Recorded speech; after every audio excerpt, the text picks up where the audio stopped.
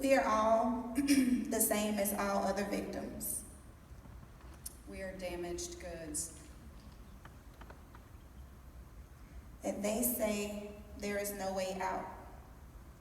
If we wanted to change, we would. You can chalk it up to the game, but then the game beats you. This was not my plan A. Some people thought that this was the lifestyle I chose when I was really just trying to survive. People think it's your own fault and you chose it. People assume you can just get out when in reality, you can't.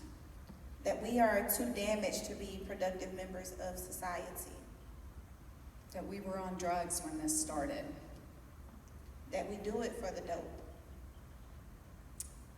That we don't want help. We do. We just don't always know what that looks like. That you can't change a hoe into a housewife. That it's prostitution and it's women's fault that they decided to do it. That is the biggest lie I've ever heard. That we asked for or signed up for that lifestyle. Survivors are weaker because of it. That the mental stronghold is too hard to break. That it always has to be a huge event for you to be considered a survivor. That we do not willingly stay. It's going to be all right. I got you. You're worth nothing. No one will ever love you again.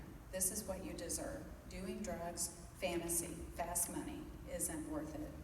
Survivors are weak and will never become anything, and it is their own fault. We will never be able to change. That I may appear weak, but I have strength. Many of us are too far gone to be saved. And I say, but God. That survivors of human trafficking go one of two ways.